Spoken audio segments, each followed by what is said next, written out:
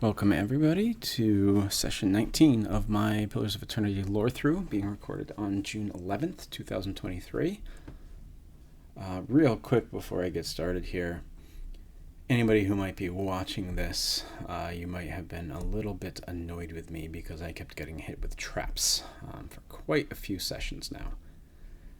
And I did look it up and realize that I just wasn't using scouting mode properly, so you can bet I will be doing that. It'll make dungeons go a little bit slower, but I think that's going to be important moving forward.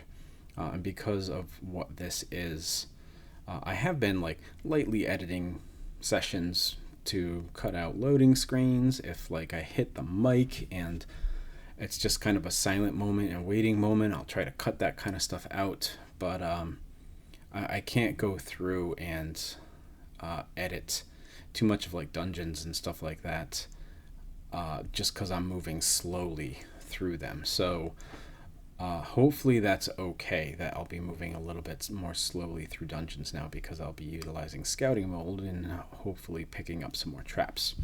Okay, all that out of the way. Last session we went to the catacombs underneath Defiance Bay.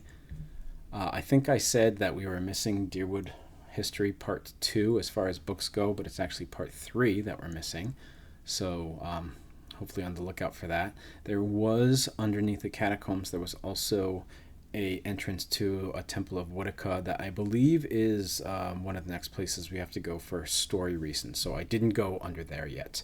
We did imprison Aorn, who killed a Knight of the Crucible kind of by accident. But we also saved him from being executed by the Knights of the Crucible. Even though he's in prison now, I'm sure we will release him at some point. And we ran into a necromancer in the catacombs that had some kind of knowledge of Rowena, who, forget the name of the person.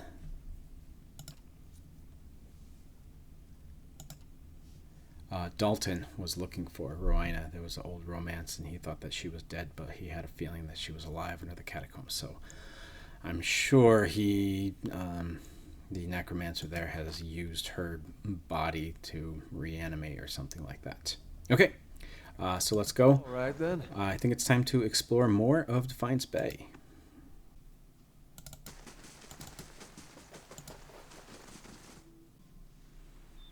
Walls need some work before this place is secure. While I'm walking here, I want to say that somebody is in scouting mode. Oh, never mind. Beata is in scouting mode. I wonder if I clicked it by accident. Yeah, I'll just go to Defiance Bay and they'll talk.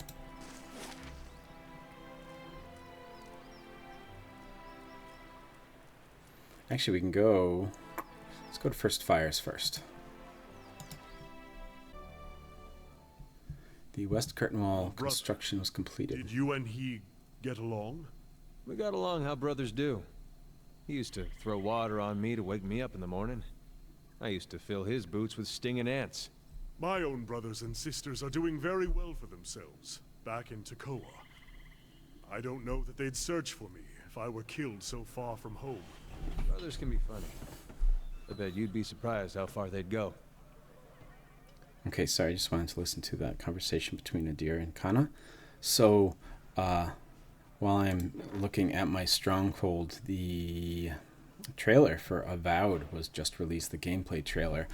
Something that we haven't heard about for, I'm going to say years. I don't know exactly when the reveal trailer was first released for Avowed, but I have to say I am very excited for it. I know some people were saying something about how bright the colors are or something there and how that was kind of a turnoff, but I don't know. I liked the way it looked, and I've kind of grown to trust Obsidian, I gotta say. They do really good with story, and I would love a Skyrim type game that actually had a focus on like story and history and lore rather than just making it really easy for you to go to the next dungeon and get the next thing. So I'm really looking forward to Avowed. At least we explore the Living Lands. I don't know at this point if it's just the Living Lands or if it's going to, like, the Living Lands is one of the places that you can go, and you can also go to some other areas or something, or if it's just going to be the Living Lands. But either way, I am very optimistic for Avowed. It said 2024 release date. Who knows if that's going to be true or not, but no matter what, I will really be looking forward to that game. And hopefully it really builds on the lore of the Pillars of Eternity games. Hopefully I can get this lore through completed and the Pillars of Eternity 2 lore through completed before Avowed comes out. But we'll see. There's some other things coming out too that might put this on hold for a little bit. It also depends on how many views I start getting. So I don't know. We'll see. Okay. What should I build next? I think...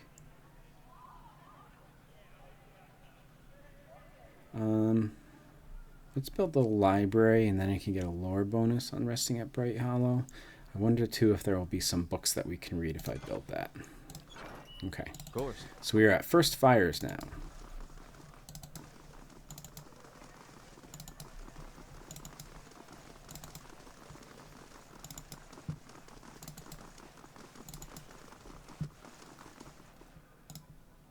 The stones of this ancient tower have been blackened by centuries-old fires, surrounded by a patch of wildflowers.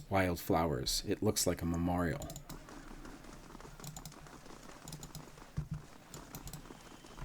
Oh, before I start explore too much of this area, it is mapped out already.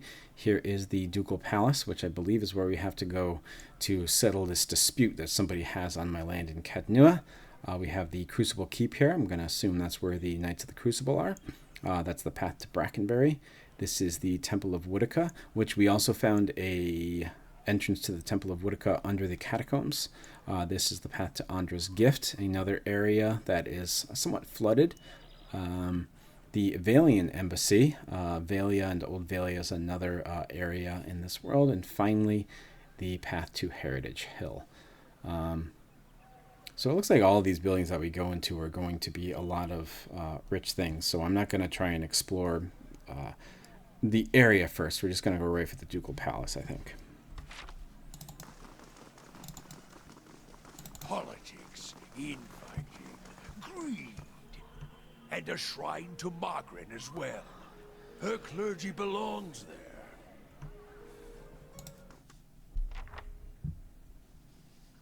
Says to speak with Chancellor Warren at the Hall of Records inside the palace. That is the next part of the quest to settle the dispute on this land. Here we have Sidley. Let's talk to her. Hello. The young woman wears a simple but well-tailored uniform. She watches the comings and goings around her with quiet attention. Any news to share, or are you just here to see the Ducal Palace? I'm going to ask her, what's the Ducal Palace? It's the seat of the government here in Defiance Bay. This is where Duke Admeth Hadret declared freedom from Aediran rule some 150 years ago. She lowers her voice and grins. It's also a hotbed of regional politics. Trust me, the gossip here beats what you'll find in any tavern or brothel in the city. Ah, Deerwood politics, says Kana. It changes too quickly to be worth keeping up with. Better to strike up conversation in the taverns than try to loiter inconspicuously in the palace corridors. So it seems like he's responding to this idea that you can get more gossip here, but it seems like people would be paying more attention to you here trying to get that gossip than they would be if you're just sitting in a tavern. Looking for news. I'm going to ask Sidley who she is. I'm a page here at the palace. I deliver messages and run errands for the Duke and his advisors. The pay's not great, but I can't think of a better introduction to politics. This probably has aspirations to be a more important person in politics. Maybe a Duke herself someday. What goes on in here? She laughs. Where to start? We've got meetings, public hearings, and ceremonies, and that's just the stuff that happens out in the open. She leans a little closer. This is where the Duke and his key advisors work, so there's always someone bartering for a favor. Unfortunately, I'm not at liberty to talk about that side of things. But if you want the official version, she clears her throat and gestures counterclockwise around the palace. We have a shrine devoted to Magrin, official records, and chambers for public hearings and council meetings. So I'm going to guess that they have a shrine to Mogren here, because Mogren is the god that defeated Saint Widewind with the Godhammer bomb. Although last session we learned that Durance was somewhat disillusioned with Mogren after that happened. They thought that they were doing her will, but it seemed like Mogren just wanted them to take out Saint Widewind and not Aethys himself, which is what they did with the Godhammer bomb that actually destroyed a soul as well. Alright, let's ask about some of these places. Tell me about the Shrine of Mogren. It's a symbol of Mogren's protection of Defiance Bay. She's represented the revolutionary spirit of the Dyrwood ever since independence, and her involvement in creating the Godhammer bomb only affirmed her importance to us. She scratches her neck. That's also where the first of the sacred fires burn, but Firga, the tranquil ardent, has had trouble keeping them lit. Interesting. So the sacred fires keep going out. Maybe related to what Durance was saying about Mogren, who was a little upset at her priests for taking out Aethys' soul as well. What kinds of records are stored here? Mostly dull official stuff. Census counts, tax records, militia registers. Now I keep my distance. I got curious one day and got drafted into reshelving half of the records. Sounds like she was trying to find something she wasn't supposed to be finding. She yawns. Worst day of my life. Is there a hearing going on right now? Sure is. Duke Aver's been meeting with some of the city leaders for weeks now, trying to figure out how to address the legacy. The whole business is terribly secret, though. I tried to sit in the gallery during my lunch break one day and got turned away. She sniffs. But a lot of the talk concerns animancy, so there's good reason they're keeping the meetings behind closed doors. More talk of animancy and the trouble it's been causing. I don't want to ask what the legacy is. I already know what that is. But let's ask, why is animancy so controversial? She laughs. Where to begin? Traditionalists think it's a crime against the gods. There's no question that poking around in souls is risky, but the more progressive elements believe it's our only shot at restoring healthy births. And it doesn't help matters that animancy research often involves old and Gwithan relics that were illegally looted from ruins in Erglanfath. She makes a quick twitching motion with her index and middle fingers. First of all, the word illegally here is put in quotes, maybe saying she doesn't like the law that we are not supposed to root around in Gwithan ruins. Also, so this is the crux of the Animancer argument here. Animancers are not trusted because they deal in souls and probably placing souls, doing things with souls that aren't meant to happen. Whereas souls are usually meant to just be returned to the wheel and then pushed back out to a separate body, and so on and so forth as lives move forward. Animancers try to make other things happen. But because that's what animancers are doing, they might be the ones that can help cure Widewind's legacy in the Hollowborn. So that's what the conflict is here with the animancers, I believe. So let's ask her what she thinks about animancy. Me? I think the real danger of animancy is confusing a real scholar with an expensive fake. We get a new case here every day. Some poor couple in the Gift or Copper Lane who spent every copper they had on a miracle cure for their unborn child. It never works. She shakes her head. Breaks your heart, but there's usually nothing we can do for them. So not only are there animancers and they're causing this kind of conflict, there are people who are pretending to be animancers that are taking money from people, pretending to cure something when in fact that's not what they're doing. Also realizing here, it might be a good idea to ask her about the legacy, since, I know we know what it is, but it might be nice to hear what she has to say about it. Widewind's legacy. That's what a lot of people call the Rash of Hollowborn. The theory goes that it's punishment for meddling in animancy. What are Hollowborn? She raises an eyebrow. You really are fresh from the road. Hollowborn are children born without souls. They often don't live for very long, and those that do have generally received some kind of treatment from the animancers. Okay, so we didn't learn much new there. Anyway, the legacy is what the politicians have all been whispering about lately, so that's the most important thing on the docket for politics lately.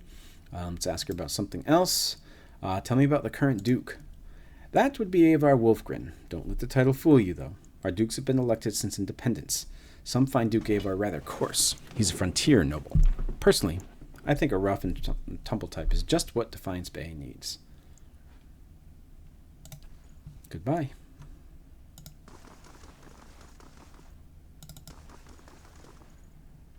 some justiciars and nobles here.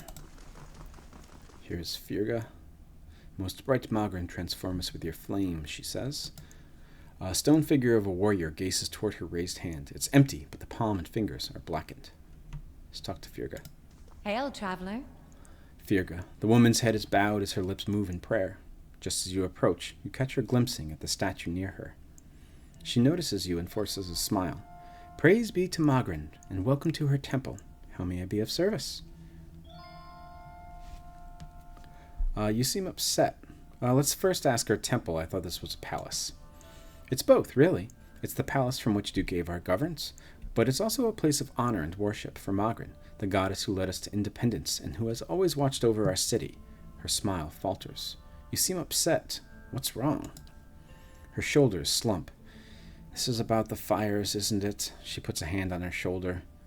They're just symbols. You can't put your faith in them.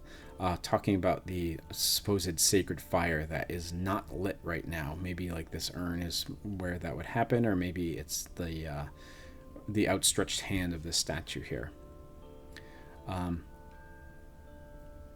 going to use my perception to say, only symbols. Is that why you're so distressed? No, She sighs with a hiss, like a release of steam. I kept them burning steadily for 15 years, but I haven't been able to conjure them for months now, and people need to see them more than ever these days. What does that mean? It's my devotions and prayers that keep them lit, but lately when I try to pray, all I can think about are the Hollowborn all over the city, the grieving families, the refugees. She shakes her head. How could Magrin allow us to suffer like this? What strength do we gain from a soulless child? So it seems like she's almost blaming herself and the lack of faith in her prayers for why these fires aren't staying lit. Durance grunts with disdain. What strength do we gain from adversity? What trial and test? The fires don't wither because she lacks in faith. They wither because she does not understand how to be faithful to a whore. A whore wants neither praise nor devotion.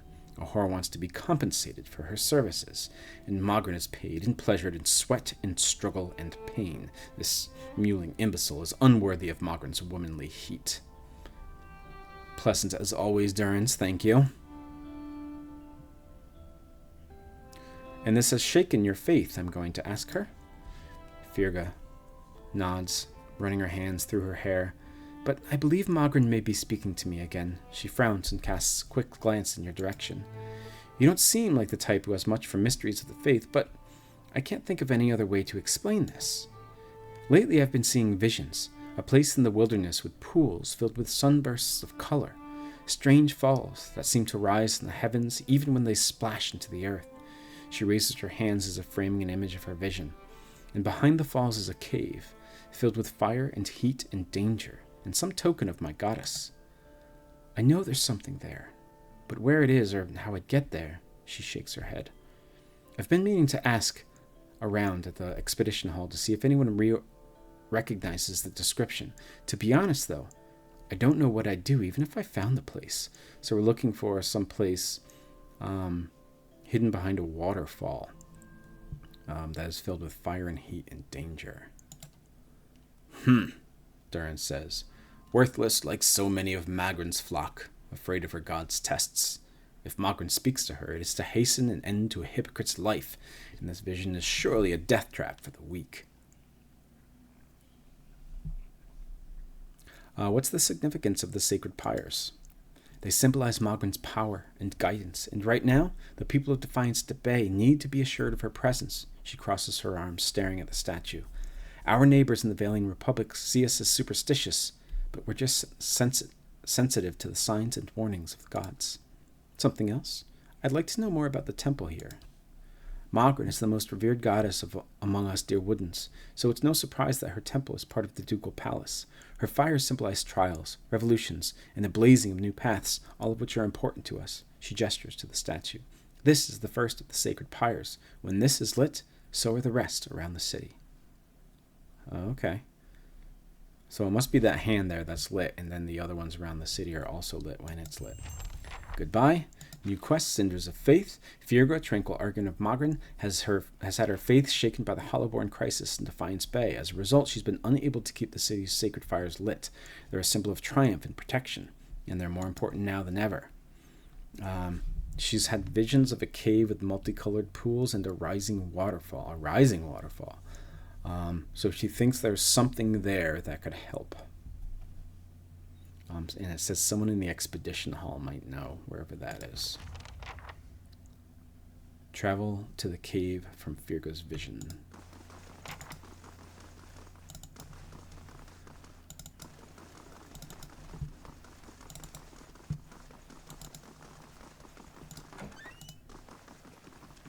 He's stealing. Nope, don't want to take anything from there. Say where this goes to? It does not. Need a key to get in there. Some kind of audience hall there. I think that's going to be important later in the story.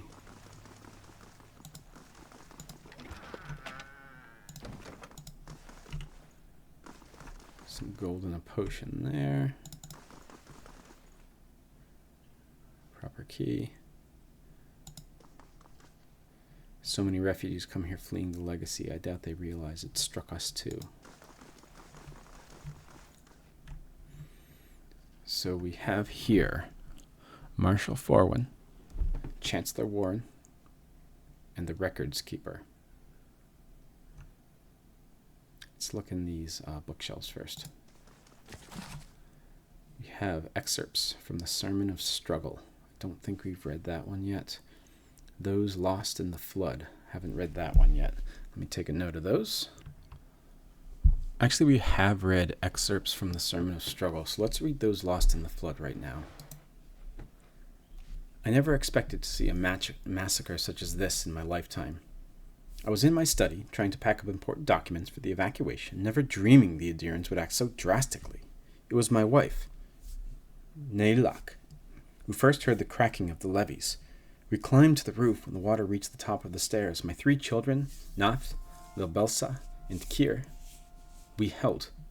The water reached our chests, and the only thing that kept us from getting swept away before it subsided was holding onto the chimney that we had just repaired. Other families were not so lucky. When the waters finally subsided, the roads were littered with debris, mud, and rotting fish. Half of the district had been swallowed by the sea. Bodies floated in the tide along with what was left in the homes. We burned the citizens we found. The poor souls have nobody else to remember them by, so I'll document them here. I'm not sure if they had loved ones who survived the flood, but it is better their names be written down rather than washed away with so much else in this horrific flood. Wow. I don't think I want to read all of these names here,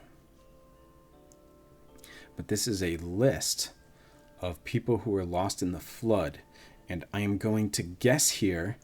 There is a section here that says, never dreaming the Edirans would act so drastically. So I believe this is a reference to the War of Defiance, where the Dirwoodens were fighting for independence from the Ediran Empire, and the Ediran Empire flooded Ondra's gift. So I think, and then this is a list of people who died in that flooding. So I believe that's what this is. I can't take this book though, so we'll have to remember that I read this, and maybe we can come back to it later. Hey, this is me in editing. Just wanted to say that it was not the Ediran Empire that flooded Ondra's gift. The story is much more complicated than that, and it's actually really interesting, but I'll get into that later in the playthrough. I just wanted to make sure I corrected myself at this point.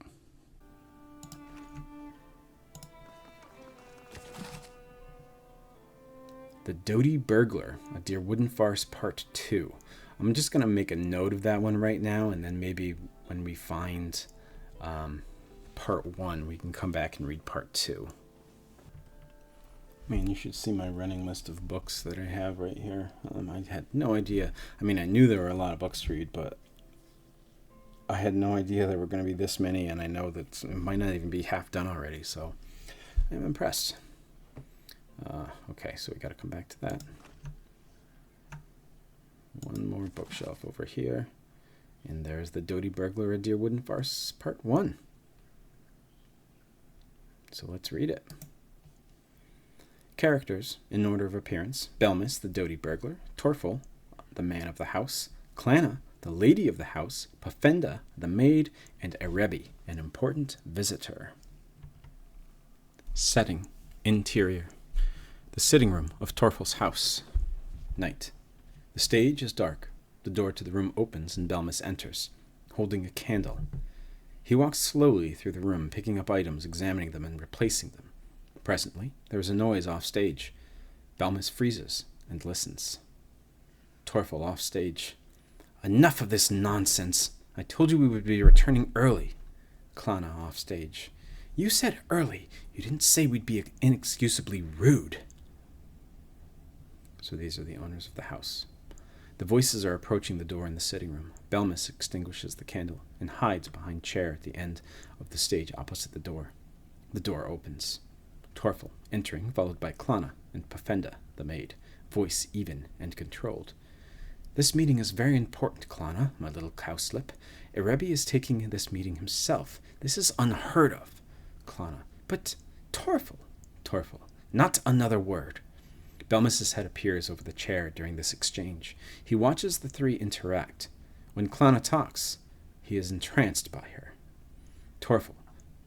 Pafenda, have all the preparations been made for Erebi's arrival? Pafenda. Yes, sir. The special brandy has been brought from the cellar, and the other refreshment has been prepared as well. Clanna. Other... Torfel, don't you dare! Torfel.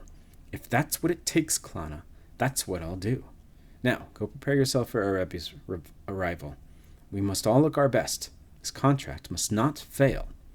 All three leave the room. Belmis stands. Who was that vision? Who was that goddess? Who was it that has stolen my heart just as surely as I would steal hers? I must know her. I must meet her. I must have her. But how? Okay, so Torfel and Clanna are married. They own this house. They're having somebody over, Erebi, who it seems like Torfel maybe is setting up to poison. Belmis was going to rob them, but instead he fell in love with Clanna, just listening and seeing her. So let's read part 2. Belmis stands in front of the drink tray. Belmis picking up a small metal box next to the brandy. What could possibly convince him to give her up? Belmis opens the box and observes its contents. He looks up, a wicked grin on his face. He closes the box and sets it down. He turns his back, lost in thought. The door flies open and Torfel enters. He sees Belmis and stops. Belmis turns to the noise of the door, eyes wide. Torfel has a beat. What? Belmis immediately rushed, interrupting. Torfel, my good man, such a pleasure to finally meet you after so long. Torfel. Who? Belmis. Erebi. Surely you were expecting me. Did you not get word I would be here tonight? Torfel. When? Belmis. I only just now arrived. The weather kept me up, else I would have arrived sooner. Torfel. How? Belmis. Pafenda let me in, and told me to wait for you in here. She said she was off to find you. Torfel. Erebi, of course. Welcome to my home. So sorry for my manners. I was not expecting you for at least an hour. They shake hands, and then Torfel starts pouring drinks for them. Belmis. Yes, well, it's just this contract. I am eager to settle the matter. We both know it must not fail, don't we? Torfel stops. Torfel. But I was told you were set against this. I invited you here to convince you. Belmis. Would you rather I change my mind back? Shall we argue a belabored point, or shall we continue our new accord? Torfel, laughing. Of course, how stupid of me. Torfel holds a glass out to Belmis. Torfel. To business, Belmis. To business.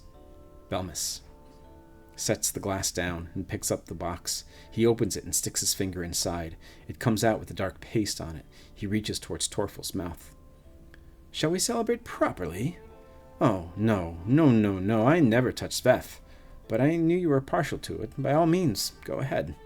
Belmis grunts and looks at his finger. He approaches Torfel. Torfel. I must say, this turn of events is quite welcome. I was sure it would take hours to... Belmus, thrusting his finger at Torfel's mouth. What is that? Torfel, turning his head so Belmus's finger passes his lips without touching. What?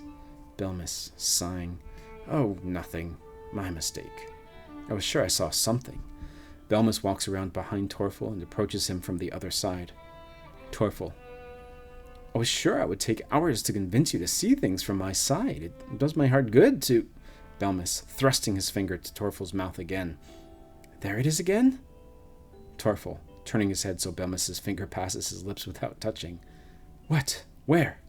Belmus, under his breath. Damn. Louder. Nothing. I guess I was imagining things. Torfel. That must be incredibly potent stuff. I've never heard of it working before application. Be careful now. And I guess there is a part 3 here. So Belmus is obviously an Erebi imposter trying to put the poison that Torfel was going to give to Erebi and maybe kill him so that he could have... I forget her name now. Starts with a C. Klana. Cute. I'm sure people in AR love watching this play. Alright, let's just talk to them from left to right. Here is Chancellor Warren. Thank you for coming, Bearter. We've been trying to track you down for some time. This is Marshal Forwin, Earl Badamar's military advisor. He will serve as a witness for this proceeding. He gestures at the man next to him. Well met, Road Warden. Your reputation precedes you, I admit. You've created quite a bit of a stir throughout the nobility with your reclamation of Caed Nua. Most are still not sure what to think of you. What's this about? The legitimacy of your claim to Caed Nua is in question. Earl Badamar has issued a ruling on the matter.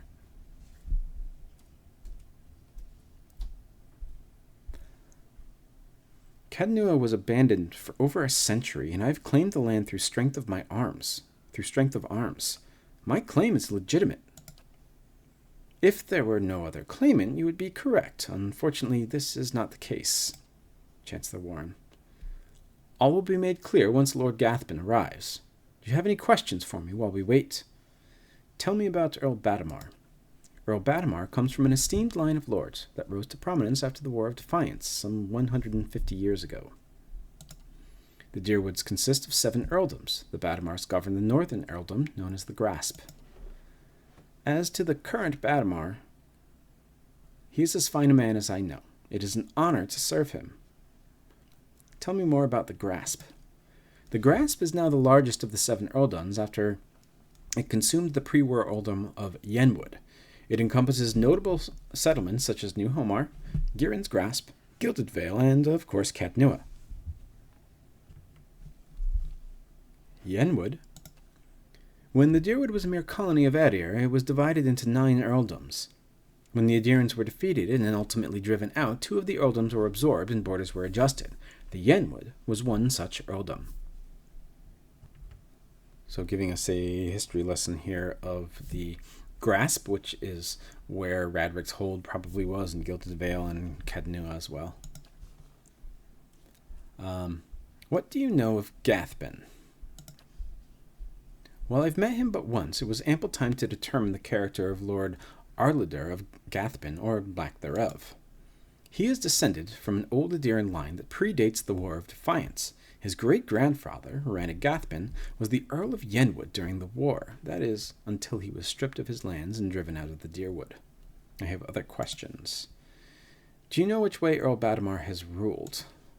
I'm sorry, my lord, I do not. The Earl's decree is sealed. What was that about Road Warden? The one who rules Caed Nua on behalf of the Earl of Yenwood is traditionally known as the Road Warden. Your position might not be entirely official yet, but the title is an appropriate form of address. The Marshal nods and smiles.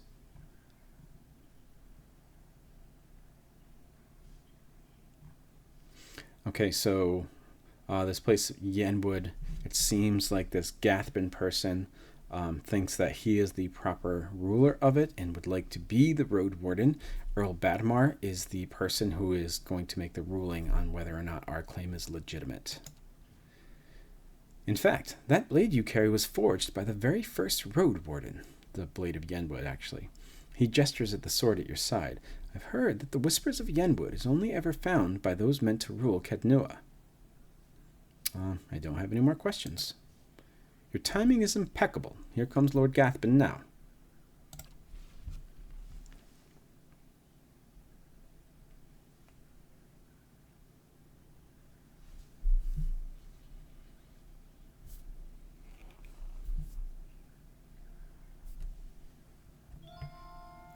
An opulently dressed man strides towards the Chancellor, his sandy hair trailing him like a banner caught in a light breeze, boot heels echoing throughout the hall. An elven woman with cropped hair dressed in dark, glinting mail shadows his steps before taking position alongside him. She watches you unabashedly, taking your measure. Lord Gathbin, let's move past this formality as quickly as possible. I have other matters to attend to. It's well known that Caed Nua belongs to me, by right. And where is this pretender, he who murdered the Radricks, my own sister and her husband, and now steals my land? Where is this low-born wretch? I wonder if he would have thought more favorably of me if I let Radric stay. Chancellor Warren. Warren clears his throat and glances at you. This man here, this is the Lord of Caed Nua. I thought he was just another servant, perhaps a valet or porter.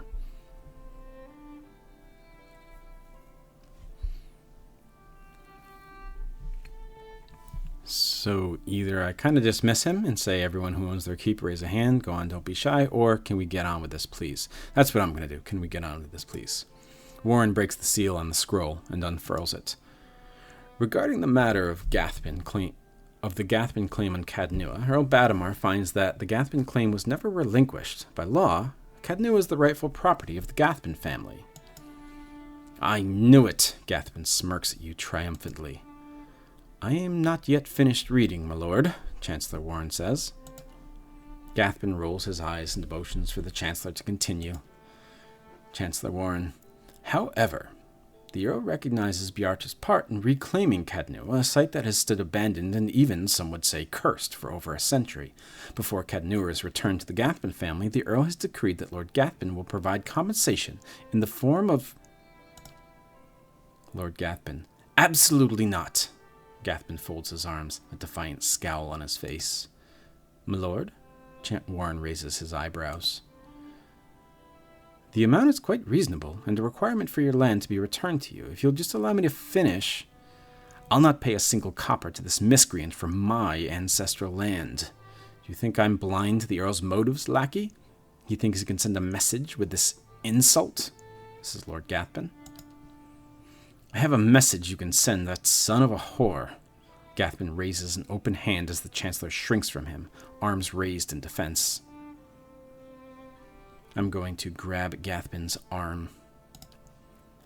Keep your hands off me, you peasant. Gathbin yanks his arm free of your hand and steps back. The elven woman deftly draws a pistol from her thick leather belt, her eyes widen in anticipation. Chancellor Warren. My lords, please, there's no need for violence. Lord Gathbin holds your gaze for several heartbeats, his eyes burning with hatred. I'll be coming for what's mine. Count on it. Come, Captain Emery. We're leaving. He sneers defiantly before storming down the hall. The captain lowers her pistol and gives a smirking shrug before following her employer.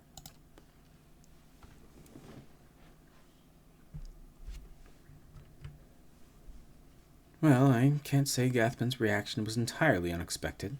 Through no fault of your own, I'm afraid you've made a powerful enemy, says Chancellor Warren.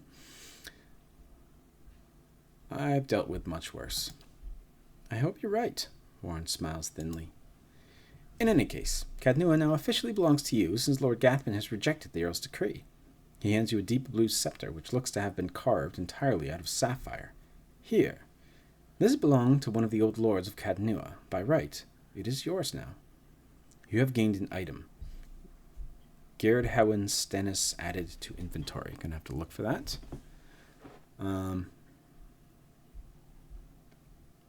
I'm not going to give Lord Gathbin 1,000 copper pawns.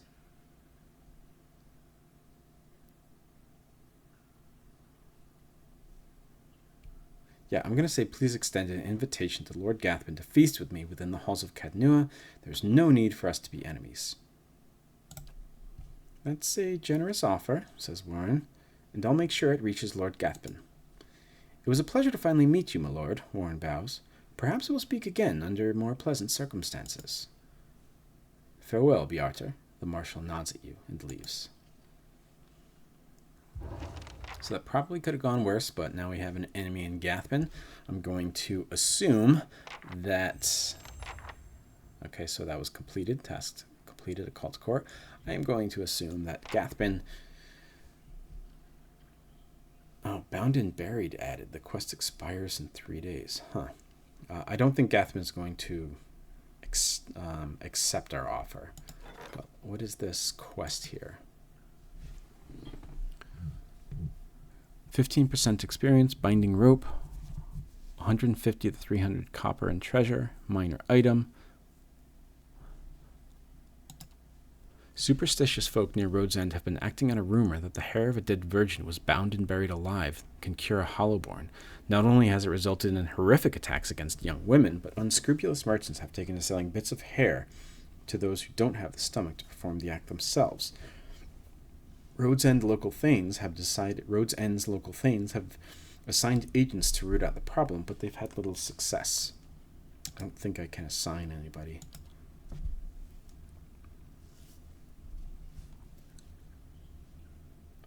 So we have a little less than 3 days to do this.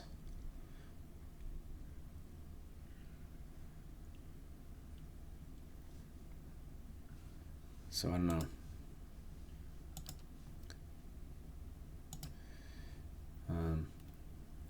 There is another party member that I'm aware of that maybe we can grab. That is fairly close to this. Maybe we can grab that person before the end of these 3 days, but we'll see.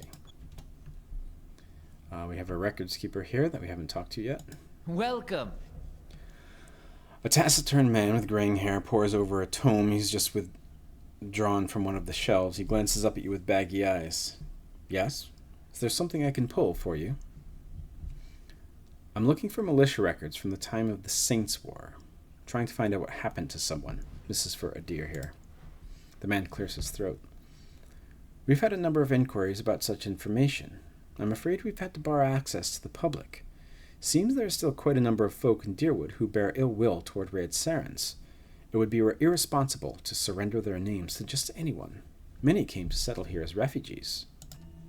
Perhaps if you were more established in Defiance Bay, things would be different. But I have no reason to suspect you to be any different from the others. We've come a long way. I just need to find out about my brother, Eder says. I don't even know what side he fought for. You must understand, says the records keeper. I've heard many such stories. I'm afraid there's nothing I can do for you.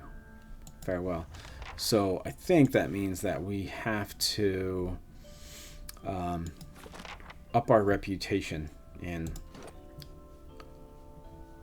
Defiance Bay. Right now we're neutral, so we've got to do some things. I'm a champion in Gilded Vale. We see some other things here that they have, other people have recognized in me that I'm honest and benevolent and stoic as well. Okay.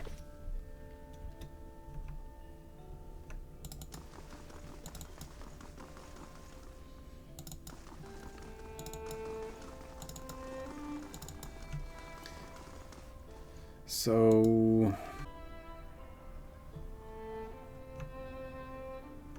let's see what these refugees have to say.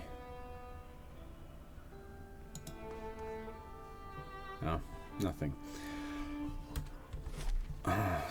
Do I go to Ondra's gift, where I believe another party member is?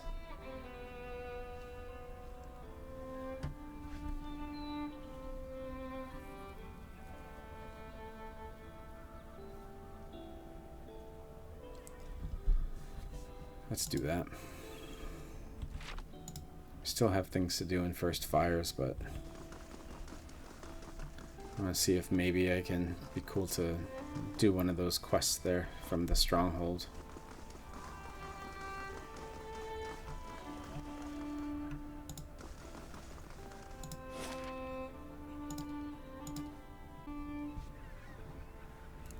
How's the hand?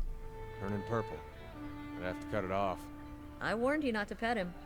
If I'm not supposed to pet him, why is he so soft? Oh dear, always getting in trouble trying to pet every dog. Can't blame him, I gotta say.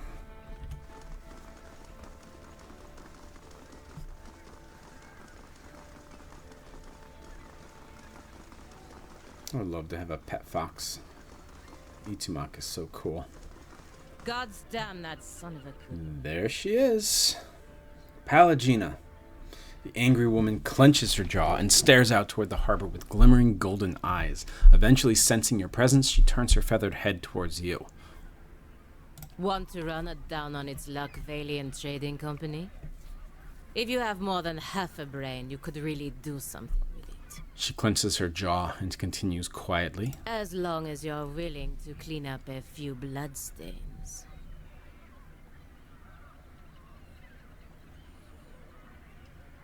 What's going on exactly? Exactly. If I knew that, I'd be in a better mood. The only thing I know exactly is that Mestre Verzano is determined to wind up in a grave before the season turns. The woman looks back at the warehouse for a moment and grimaces, and after a slight nod in your direction, she storms off.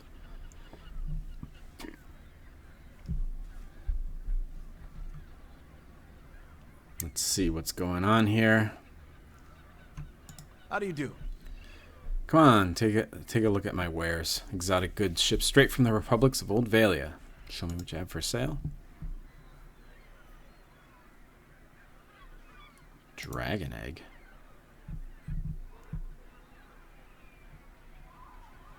It's for cooking. Okay.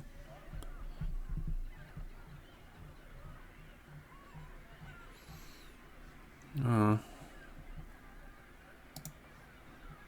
beagle dog as a pet and a calico cat as a pet. I like my current pet.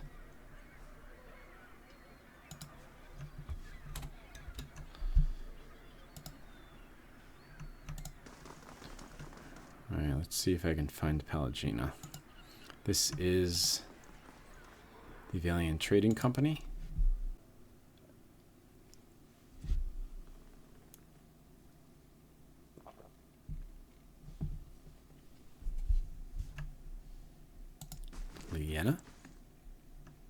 How do you do? A young woman stands behind the counter, watching you with quick, intelligent eyes. Welcome. This is your first visit to the Vailian Trading Company, is it not? Please, let me know how I can assist you. Her tone is both professional and inquisitive. What is this place? The Vailian Trading Company is an association of merchants from the Vailian republics. We oversee trade deals and negotiations on behalf of our merchants. She gestured towards the door on her right. This is our warehouse, where we store goods in transit. You have more business to discuss. Who are you? I'm the assistant manager of this warehouse. Currently, I help Verzano run things, but I'll take over when he retires, or when the company boss is back home and decide it's time for new management. She rolls her eyes. Farewell.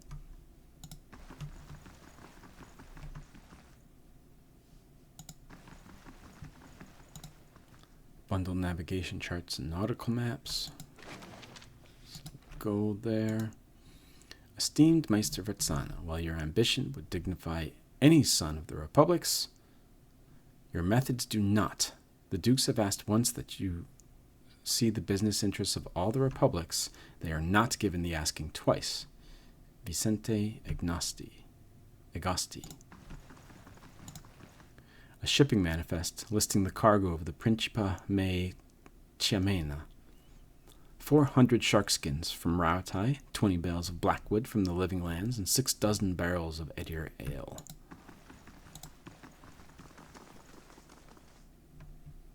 Here's Meister Verzano.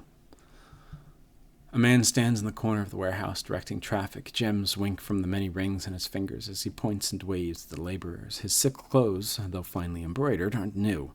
You notice a couple mended seams around the shoulders and a discreet patch on one elbow. Hail and well met. When he sees you, he throws his arms wide in an expansive welcome. Greetings! You have come to the warehouse in the headquarters of the Vailian Trading Company. He consults a pocket watch. Some of the gold filigree have chipped away. But you are late. I sent word to the expedition hall yesterday. This delivery cannot wait. He snaps the watch shut. I'm going to ask who the feathered woman was. Ah, you must mean Pallegina. She's a paladin in the employ of the Vailian embassy. He chuckles. She's a good soldier, but not so good at taking orders. Too hot a temper, I'm afraid. She seemed angry. He laughs again. That is no surprise. She's hot-headed. A woman in the Brotherhood of Paladins and touched by the gods in such an unusual way. Something else I can help you with, or shall I return to my business? Tell me what you do here. I'm a merchant from Anchense, the fairest of the Vailian republics. Here in Defiance Bay, I run the Vailian Trading Company. He gestures at the stacked crates. We ship cargo to and from the republics. We are part of the grandest mercantile organization in the world. Anything you can imagine, we ship it. He grins. For a fee. I'd like to know more about the Vailian Trading Company. We are a confederation of merchants and traders from the Republic. He looks proudly around the warehouse. We sell all manner of goods and equipment. For years, we've enjoyed fruitful contracts with many shops, inns, and armorers throughout Defiance Bay. His smile flickers. Is something wrong? It is nothing. Only that competition has grown especially fierce in recent months, but I suppose this is to be expected given the legacy, as the locals call it. So I wonder if the mention of the legacy here, it says, given the legacy as the locals call it, is this just something that's happening locally, or do people from other parts of the world call it something else? So what's the delivery? He tugs at his beard. I must assume, then, that you are not from the company I contacted at the expedition hall. He waves a hand. But you are here, and they are not. It is a bag of bitter squash seeds, which are prized for their medicinal properties. Few merchants in Defiance Bay deal in them, but those who do know their value. Seems simple enough. Why ask me? A frown distorts his meticulous goatee. My own couriers have been robbed and beaten these past few weeks. It would seem that some of my competitors resent my success. In any case, you are not a known associate. You would be left alone, and if not, he shrugs and grins. You look like you could handle yourself. And as for your integrity, I suppose I will just have to trust you, as you will have to trust my assurances that you won't find a buyer outside of my contact. I'll do it. He clasps his hands together. Excellent! Now deliver this package to a man named Gareth at the Goose and Fox in Copper Lane. He will know what to do with it. He slips a bag of pebbly seeds into your hand. Return to me when you are done, and I shall see to your payment. Hail and well met. Better deliver the package, no? Business such as this is best concluded quickly. Okay, so I have a new package to deliver to someone at the Goose and Fox in Copper Lane. Caution, flammable. A simple test. That's settled. Ooh, got some Blackson in here. They're dealing in drugs, or maybe that's just alcohol. Maybe it's legal. Live specimens do not open. I can do that. That's settled. Fine sword and fine brigadine. A simple test. That's settled. Ooh, got garnets.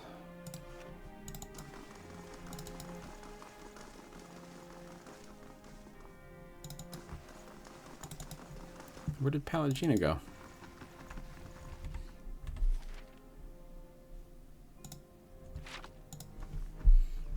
This is just another exit. I've never been to Nasitok. Is it very cold? What creatures wander the tundra? How are your leaders chosen? Do you always ask this many questions? Well, that's just to get us started. Let me get out some parchment for notes. Ask whatever you want. If I don't know, I'll make something up. Ah, kinda. Okay, I think right now would be a good time to stop this session. Next session, maybe we'll try and find where Pallegina went, and hopefully get her to join the party so we can send her back to Caed Nua to send out on that quest. But otherwise, We explored the first fires a little bit. We reinforced our claim to Caed Nua, and probably are looking forward to a conflict with, I forget his name. But yeah, that's going to have to wait for some future sessions. Thank you so much again for watching. As always, any type of engagement is welcome. Comments, likes, subscribes, those kinds of things. Thank you so much for watching, and we will see you in the next session. Bye.